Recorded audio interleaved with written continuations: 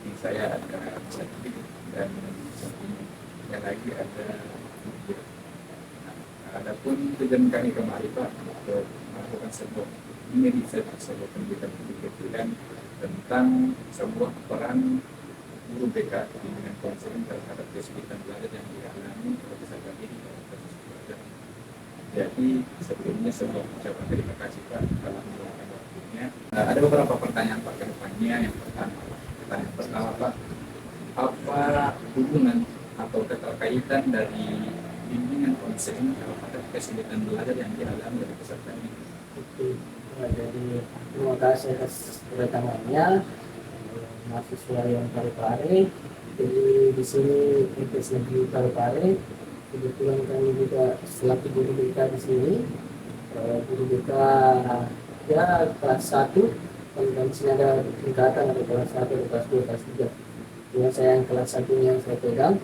Jadi untuk kesulitan belajar, cara menghadapinya kalau guru BK kita pakai sistem, kalau misalkan ada penelitian siswa, biasanya siswa itu beda-beda.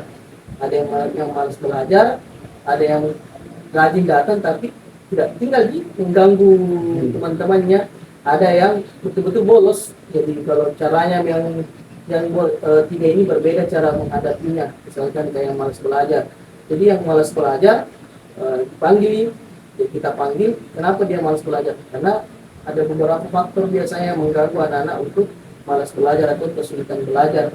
Nah, faktornya itu ada yang pihak keluarga.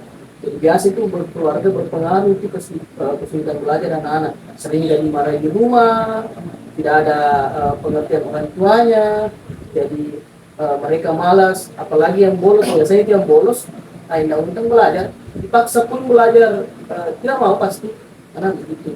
Seperti itu. Apa peran dari sebuah guru bimbingan konseling dalam menghadapi kesulitan belajar dari siswa? Ya, kemudian perannya kami guru BK, peran kami di mana kita membimbing anak-anak ini yang kesulitan belajar.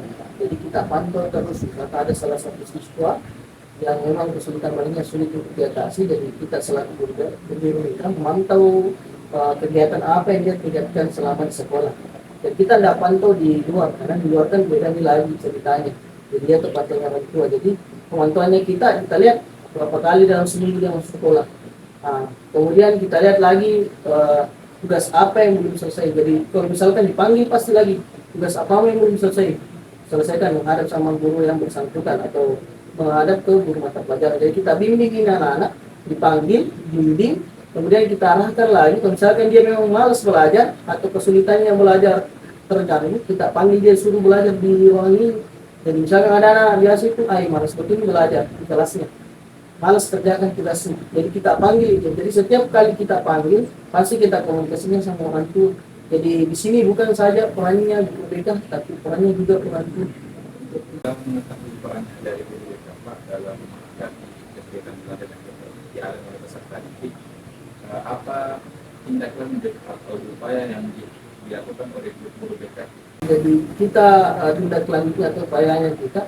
Jadi kalau misalkan ini siswa ini yang kesulitan belajar bisa nagapai itu apa yang kami suruhkan, misalkan ada tugas yang belum selesai, bisa dia gapai, dan kita berikan reward atau hadiah.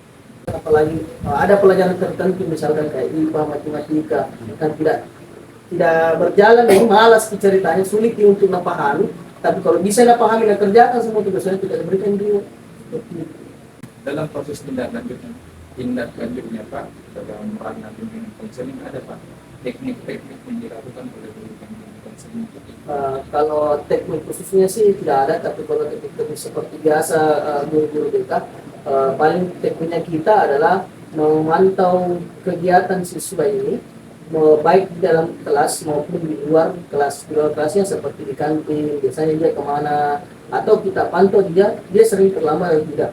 Jadi kesulitannya lagi kita lihat, pasti kita temani face to face. Jadi kenapa kok bisa malas belajar? Apa yang menyebabkan kesulitan belajar? Jadi ini anak-anak kita tanya juga secara face to face, karena biasa itu anak-anak malas sih belajar atau kesulitan nih belajar karena takut cerita dengan gurunya kah atau orang tuanya sendiri. Jadi kita selalu guru BK pengganti orang tua kedua di sekolah. Jadi kita temani curhat, kita dekati pelan-pelan, kita bimbing lagi apa yang dia buat malas belajar, ataukah bagaimana dia supaya tidak kesulitan belajar nih. Misalkan dia mau minta pakai HP, oke kita kasih dulu HP. Kita berikan dia main HP di dalam ruang ini. Tapi setelah itu ditanya, silakan masuk. Nah, kalau ada lagi laporan dari guru mata pelajaran, jadi kita panggil lagi ke siswa, kita berikan lagi teknik pendekatannya pokoknya kayak adik dan kakak, bukan guru dan bapak. Biarkan dia cerita apapun dia mau cerita, silahkan cerita, mau cerita masalah keluarga, masalah pribadi, masalah percintaannya pun kan anak-anak SMP sekarang toh nih pacar-pacaran, jadi kita dekati dulu pacar-pacarannya. Jadi biasanya juga anak-anak itu bisa semangat belajar dia dengan cara ada orang yang suka, ya kan? Pasti gak pernah jalan ada orang di situ semangat kita datang ke sekolah. Nah boleh kita laluan di sekolah. Jadi seperti itu teknik yang kami berikan. Kita dari sangat dan ucapan terima kasih dari Fiber juga telah diberikan ruang waktu untuk mewawancari. Ya, terima kasih juga atas kedatangannya.